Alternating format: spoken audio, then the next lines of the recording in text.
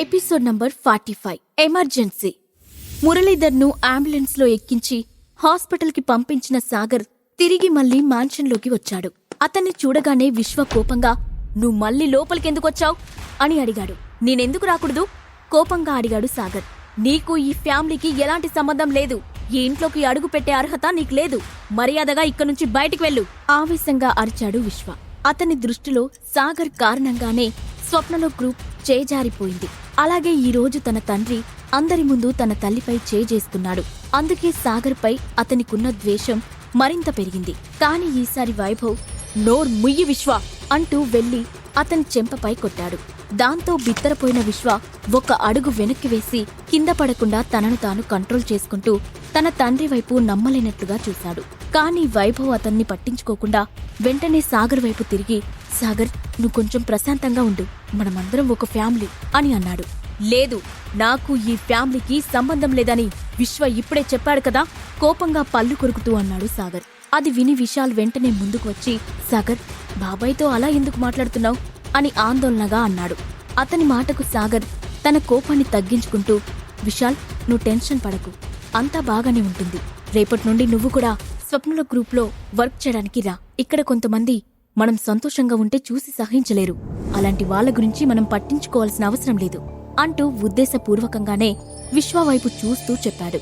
అతను ఊహించినట్లుగానే ఆ మాట విన్న విశ్వముఖం పాలిపోయింది. వైభవ్కి ఏం చెప్పాలో తెలియలేదు. ఈ రోజు తన భార్య కొడుకుల వల్ల అంత పెద్ద సీన్ జరగడంతో అతను మౌనంగా ఉండిపోవాల్సి వచ్చింది. అప్పుడు సాగర్ విశాల్ దగ్గరికి వెళ్లి, "సారీ విశాల్, నా వల్లే నీ పెళ్లి రోజు ఇంత గొడవ జరిగింది" అని అంటూనే తన పాకెట్లో నుండి ఒక చెక్ తీసి విశాల్ చేతిలో పెడుతూ, "ఇది నీ పెళ్లికి నేనివ్వాలనుకున్న గిఫ్ట్" అని అన్నాడు. "సాగర్, నువ్వు కూడా ఈ ఇంట్లో మనిషివే. అతని మాటలు పట్టించుకోవద్దు" అన్నాడు విశాల్. అయినా సాగర్ అతని మాటలు పూర్తిగా వినకుండానే విశాల్ భుజంపై చిన్నగా తట్టి అక్కడి నుండి బయటకు వెళ్లిపోయాడు. వైభవ్ అతను వెళ్లిన వైపే చూస్తూ భారంగా ఊపిరి తీసుకుని ఒక్కసారిగా తిరిగి విశాల్ ముఖంపై గట్టిగా కొట్టి, "ఇదంతా నీ వల్లే. కష్టపడి ప్రాబ్లమ్స్ అన్నీ సాల్వ్ చేసుకుంటే నువ్వు మళ్లీ వాటిని మొదలుపెట్టావు" అంటూ ఆపకుండా అతన్ని కొట్టడం మొదలుపెట్టాడు. అరగంట గడిచేసరికి సాగర్ తన తండ్రిని పంపించిన హాస్పిటల్ కి పరిగెత్తుకుంటూ వెళ్లాడు. కాని అతను లోపలికి వెళ్లేటప్పటికీ తన తండ్రి పడుకొని ఉన్న స్ట్రెచర్ ఇంకా బయటే ఉంది. తన తల్లి కూడా అక్కడే ఉన్న ఒక నర్స్ చేతిని గట్టిగా పట్టుకుని బ్రతిమాలుతూ, "ముందు నా భర్తకి ట్రీట్మెంట్ చేయండి. నా కొడుకు రాగానే డబ్బు కట్టేస్తాను" అని అంటుంది. ఆమె కళ్ళ నుండి కన్నీళ్లు రాలుతున్నాయి. "ఎన్నిసార్లు చెప్పాలి మేడం? ఆపరేషన్ చేయాలంటే ముందుగా డబ్బు కట్టాలి. అది ఈ హాస్పిటల్ రూల్" సునందను విసుక్కుంటూ చెప్తుంది నర్స్. "నా కొడుకు కాసేపట్లో వచ్చి డబ్బు కడతాడు" అని మళ్లీ చెప్పింది సునంద.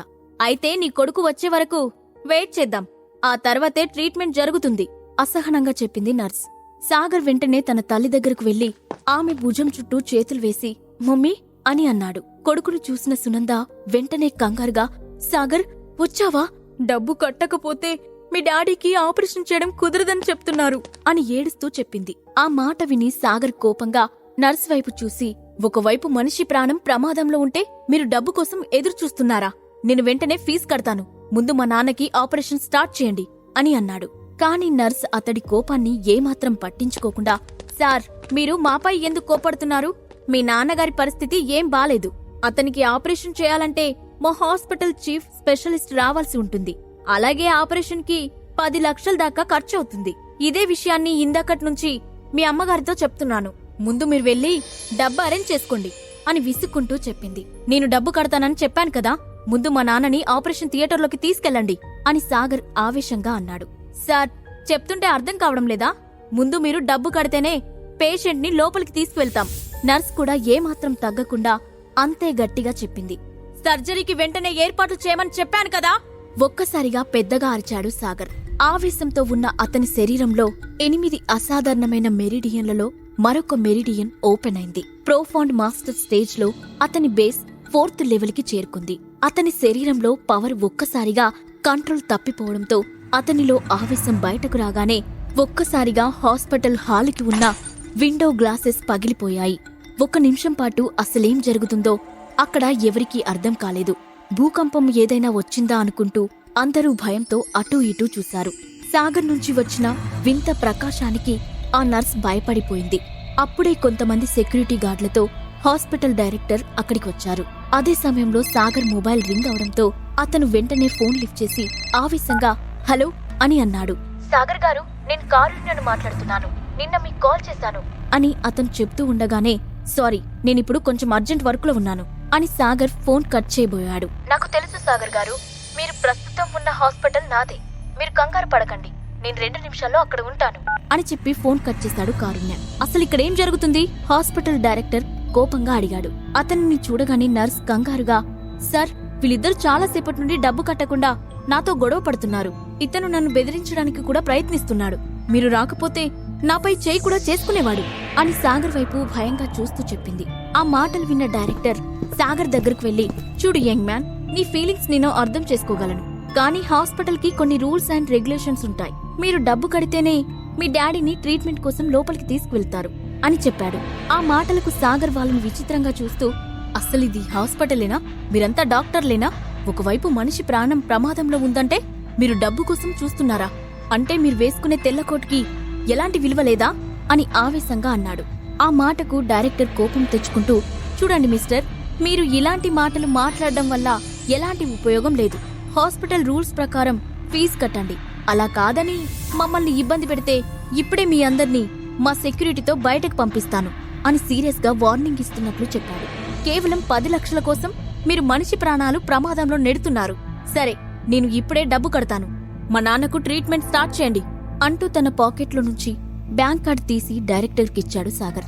తన చేతిలో పెట్టిన కార్డును చూసిన డైరెక్టర్ ఒక్కసారిగా షాక్తో నోరు తెరుస్తూ బ్లాక్ కార్డా అంటూ అయోమయంగా సాగర్ వైపు చూశాడు. ఆ తర్వాత వెంటనే తేరుకొని ఇలాంటి ఫేక్ కార్డ్స్ వల్ల ఉపయోగముండదు మిస్టర్ అని అన్నాడు. ఒకసారి కార్డ్ స్వైప్ చేసి చూడండి, అది ఒరిజినల్ అవునో కాదో తెలిసిపోతుంది అని సీరియస్ గా చెప్పాడు సాగర్. దాంతో ఆ డైరెక్టర్ కార్డు వైపు ఒకసారి అనుమానంగా చూసి పక్కనే ఉన్న నర్స్ కు కార్డిచ్చి స్వైప్ చేయమని సైగ చేశాడు. 2 నిమిషాల పాటు అక్కడ అందరూ నిశ్శబ్దంగా చూస్తూ ఉండిపోయారు. అప్పుడు ఆ కార్డును స్వైప్ చేసిన నర్స్ నమ్మలేనట్లుగా చూస్తూ మళ్లీ తిరిగి ఆ కార్డును డైరెక్టర్కిచ్చి సార్, ఇది వర్క్ అవుతుంది అని చెప్పింది. ఆ మాట వినగానే డైరెక్టర్ నిజమా అంటూ అపనమ్మకంగా చూశాడు. ఇప్పటికైనా మా డాడీకి సర్జరీ చేస్తారా సీరియస్ గా అడిగాడు సాగర్. తప్పకుండా చేస్తాం సార్. మిమ్మల్ని ఇప్పటివరకు వెయిట్ చేయించినందుకు మమ్మల్ని క్షమించండి. వెంటనే సర్జరీకి ఏర్పాట్లు చేస్తాను అంటూ గౌరవంగా చెప్పిన డైరెక్టర్ వెంటనే స్పెషలిస్ట్ ని పిలిపించండి అని ఆర్డర్ వేశాడు.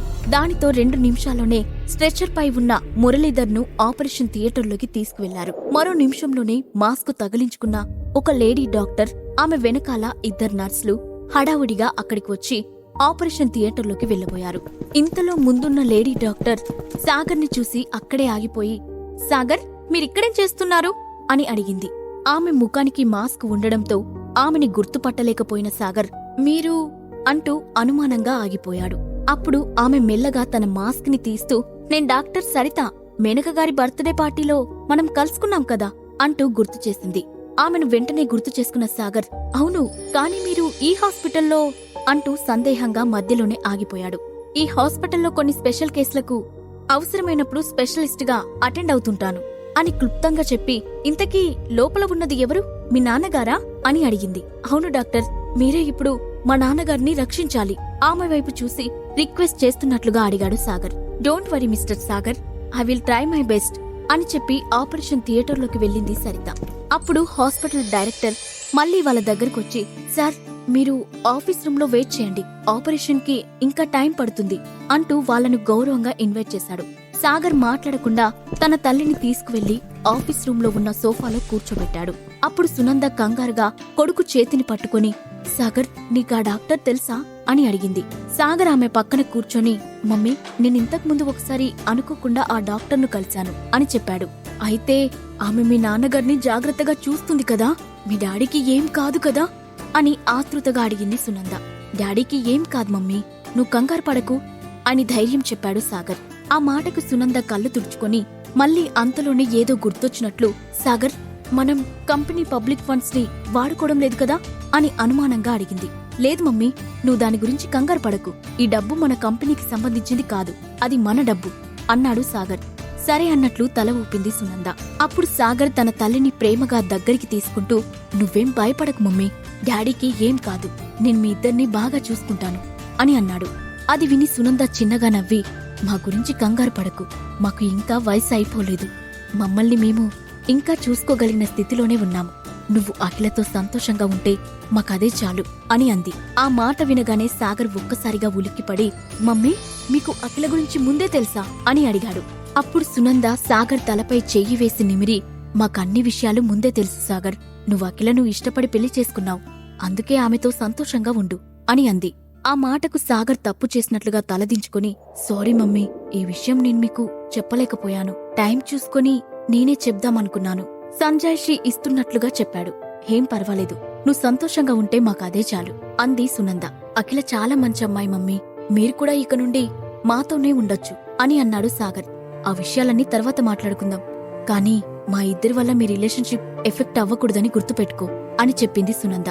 సరే మమ్మీ, అలా ఏం జరగదులే. ఇక నువ్వు అవన్నీ ఆలోచించకుండా కాసేపు రెస్ట్ తీసుకో. సర్జరీ పూర్తవడానికి టైం పడుతుంది. నేనిక్కడే ఉంటాను అన్నాడు సాగర్. దాంతో సునంద సోఫాలోనే తలను వెనక్కి వాల్చి కళ్ళు మూసుకుంది. కాసేపటి తర్వాత ట్రీట్మెంట్ పూర్తి చేసిన డాక్టర్ సరిత ఆపరేషన్ థియేటర్ నుండి బయటకు వచ్చింది. ఆమెను చూడగానే సాగర్ కంగారుగా ఎదురెళ్లి, డాక్టర్, ఇప్పుడు మా డాడీకి ఎలా ఉంది అని అడిగాడు. ఆపరేషన్ సక్సెస్ అయింది సాగర్ గారు. మీ నాన్నగారికి ఇక ఎలాంటి ప్రమాదం లేదు అని చెప్పింది. కాని ఆమె ముఖంలో ఏదో చిన్న సందేహం కనిపించింది. దాంతో సాగర్ ఆమెను ఏదో అడగబోతుండగా ఇంతలో ఎవరో హడావుడిగా వస్తున్నట్లు అడుగుల శబ్దం వినిపించింది. దాంతో వాళ్ళిద్దరూ తల తిప్పి అటువైపు చూశారు. అప్పుడే హాస్పిటల్ డైరెక్టర్తో పాటు కనిపించాడు హాస్పిటల్ చైర్మన్ కారుణ్య. అతను నేరుగా సాగర్ దగ్గరకు వచ్చి తనని తాను పరిచయం చేసుకుంటూ, హలో సాగర్ గారు, నేను కారుణ్యను, మీకు కాల్ చేసింది నేనే అని చెప్పాడు. సాగర్ వెంటనే అతన్ని మర్యాదపూర్వకంగా విష్ చేసి హలో అంటూ పలకరించాడు. ఇక్కడ మీకేం ఇబ్బంది కలగలేదు కదా?